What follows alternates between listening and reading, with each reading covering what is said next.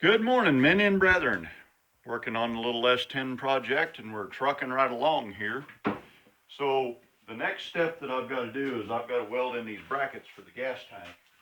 Okay, you got a cross member and then you've got a bracket that down here that the bolts come through the frame and into that lower bracket. So to get everything lined up, I don't trust my measurements at this time. What I'm going to do is I'm going to set the bed back down on this truck and just assemble the filler neck. And you know what? If the filler neck assembled lines up with the hole in the gas tank, then it's probably going to line up the hole in the gas tank. So in order to do that, I've got a weld right next to a gas tank. Now this tank is empty and I left it turned upside down outside for about 4 days. But it's still got fumes in it. It will always have gas fumes in it. You will never ever get rid of all of the fumes out of there. So what I'm going to do before I strike an arc anywhere near this sucker is I'm going to stick some CO2, run a hose of CO2 down in the hole, and I'm going to lay a wet wash rag over the top of it to prevent any sparks from getting down in there. And the CO2 is to purge out all of the fumes that are down in there. Now, it's honestly, and I hate to say this out loud, but it's honestly better to have this tank completely full of fumes or gas. A little bit of gas down in the tank is going to fill it completely full of fumes. It's better to have it completely full of fumes than it is to have it full of fumes mixed with air, because fumes by themselves won't blow up or burn. Air by itself won't blow up or burn. Fumes mixed with air, especially at about 14.7 to 1, will burn vigorously. So, what I'm going to do, like I said, is I'm going to lay a wet wash rag over the top of it. I'm going to stick a hose down in there with some CO2 purging through, and wet wash rag over the top just to prevent any sparks from getting in there. I do not want to have this gas tank sealed up. I don't want to put the sending unit and the pickup and everything in here. And the reason for that is if the worst case scenario happens and this thing goes woof, I want a pressure relief. Now, if I've got a rag over the top of it, it'll just push the rag off violently and it'll probably poof out the tank. But it probably will not blow up and kill me. If this is a contained vessel and it does happen to woof, it will blow up and kill somebody, or at least make me poop my pants. It'll probably make me poop my pants anyway. So that's the game plan.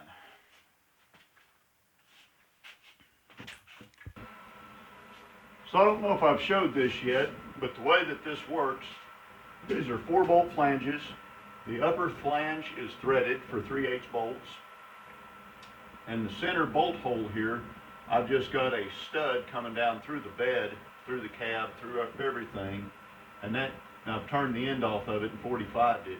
And that gives me an alignment pin to where when I set this down, these fall into the holes in the bed, or in the mounting pockets or mounting pads. Falls down into a hole and it gives me an alignment point. So we'll get this put on there. And that's what the alignment point looks like. It's just right here, and then 4 bolts come up through the bottom and bolt those plates together.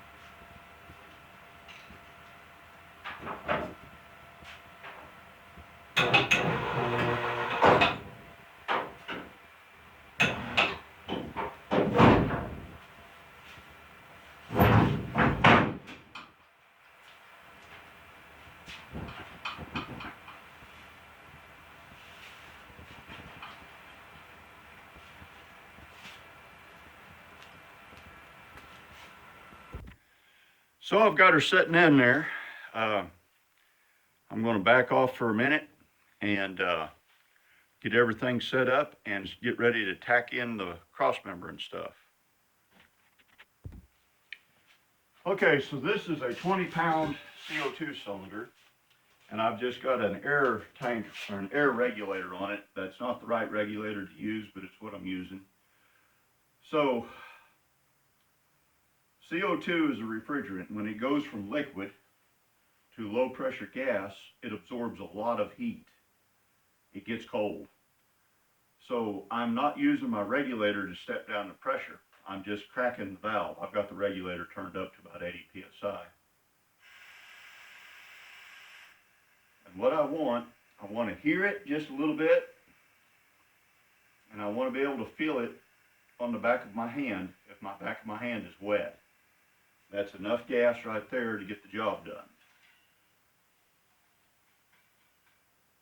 So we're going to let that purge out, and we want the gas to come out of here quite slowly. I've got this stuck down the filler neck of the gas tank. I want it to come out pretty slow. So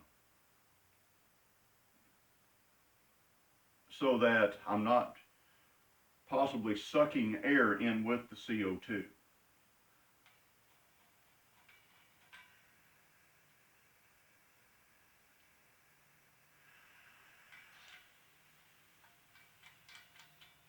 Now 20 cubic foot of CO2, or 20 pounds of CO2 makes an awful lot of vapors. So if you're doing this in a small shop, open the doors. Yeah, we want to purge the gas fumes out of the tank, but we're doing that with a non-life supporting inert gas. So this inert gas in and of itself, if we have enough of it in a confined space, will kill us because it'll displace all of the oxygen. You can't live in a pure CO2 environment. So I'm going to let this purge for a few minutes, and I'm going to go pee, and then I'm going to come back and see if I can get something done.